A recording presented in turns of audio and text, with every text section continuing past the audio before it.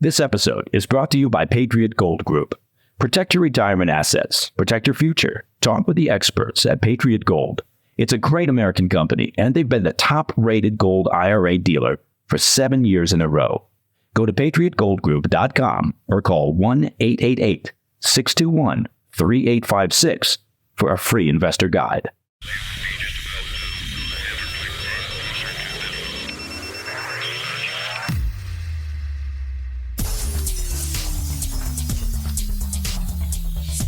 It's Tuesday, 2 July. Welcome to the PDB Afternoon Bulletin. I'm Mike Baker, your eyes and ears on the world stage. Let's get briefed. First, an alarming report has revealed that China is pursuing closer defense and intelligence ties with Cuba, leveraging their relationship to build electronic eavesdropping stations for intercepting sensitive U.S. communications. Also, in a major development concerning America's southern border, the U.S. has reached a significant agreement with Panama to close down access to the Darién Gap, one of the most trafficked corridors for illegal migration into the United States. But first, the Caribbean and Latin America, once dominated by U.S. interests, are increasingly falling under the allure of the growing Eastern power bloc. And the potential ramifications for U.S. national security, well, they're very serious. It now appears that China is working to significantly expand their covert intelligence capabilities close to America's shores. Using Cuba as a regional foothold, the CCP is working to bolster their ability to spy on American citizens and steal sensitive U.S. intelligence. Satellite images, exclusively reviewed by the Wall Street Journal, show that 4 electronic eavesdropping stations in Cuba linked to China's CCP have undergone large construction expansions in recent years, and an additional spying facility is currently being constructed roughly 70 miles from the U.S. naval base at Guantanamo Bay. Intelligence has long suggested that China has been quietly strengthening ties in the Caribbean and Latin America, though the U.S., frankly, has been slow to acknowledge their growing presence. We learned just last month, for example, that China is building a megaport on Peru's Pacific coast. The U.S. intelligence community said publicly for the first time in their February threat assessment report that China was actively pursuing military facilities in Cuba. The Wall Street Journal, however, had confirmed last year that China and Cuba were negotiating closer defense and intelligence ties, and that the agreement included establishing spy facilities on the island. Unnamed officials in the Biden administration finally confirmed last month the presence of at least one Chinese-linked eavesdropping station in Cuba, and that it's been there since 2019. But the new satellite images, which were compiled by the Center for Strategic and International Studies, reveal the scope of China's intelligence activity in Cuba is actually much larger than previously believed. Notably, several of the sites use large dish antennas that appear to be used for communicating with satellites. Now, while Cuba doesn't operate any satellites, China, of course, has a prolific space program. Officials are increasingly anxious that, given Cuba's proximity to America, China could use these facilities to intercept sensitive electronic communications from American military bases, naval vessels, and space launch facilities like those in Florida and Texas. And when I say that they could use these facilities to do those things, I mean they will. Leland Lazarus, a leading expert on China-Latin American relations, told the Wall Street Journal that the eavesdropping sites will also, quote, bolster China's use of telecommunications networks to spy on U.S. citizens.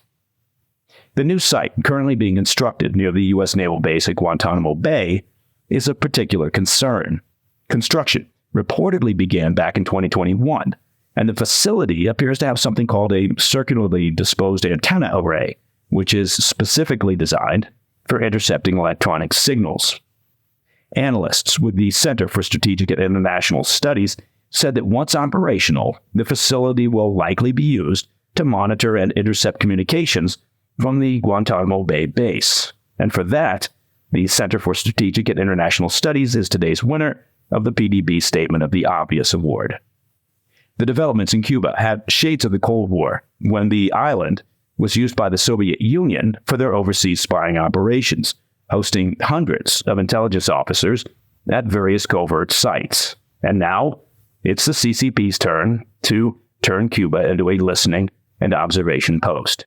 When asked about the report, a spokesman for China's embassy in Washington told the Journal, quote, "Well, there's no denying it. Yes, we're guilty of spying. Sorry about that, and we won't do it again."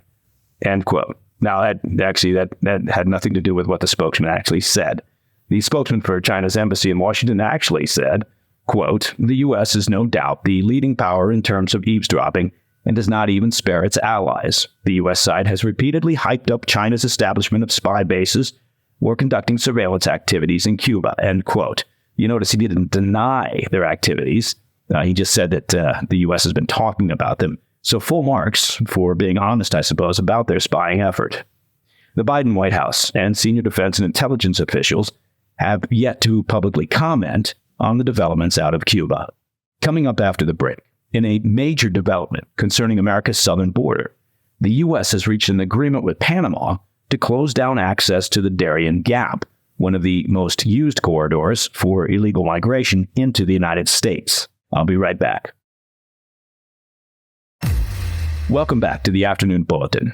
Some good news on efforts to secure America's southern border. The U.S. and Panama have signed a landmark agreement aimed at stemming the flow of illegal migration through the Darién Gap. The pact, which was unveiled on Monday, signifies a strengthened partnership between the two nations to address the surge in migrants trekking to the U.S. In his inaugural address, Panamanian President Jose Raul Mulino highlighted the humanitarian and environmental crisis at the Darién Gap. It's essentially a superhighway of sorts for migrants. It's a treacherous 66-mile stretch of jungle that runs along the Colombian border. Now, over 500,000 migrants crossed that route last year, 500,000, in an effort to reach the U.S., with many falling victim to human traffickers and other crime.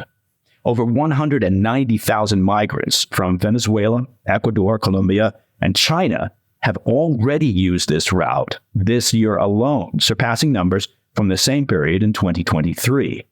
President Mulino has raised the alarm about the economic and social costs of this mass migration, as well as its links to international criminal networks. Minutes after Mulino's address, Panama's new foreign minister and U.S. Homeland Security Secretary Alejandro Mayorkas signed a memorandum of understanding to curb illegal migration through the dangerous area. The agreement outlines U.S. financial support for Panama's efforts, including strengthening logistical capacity to enforce immigration laws and funding return flights for migrants who are determined to be ineligible to remain in Panama.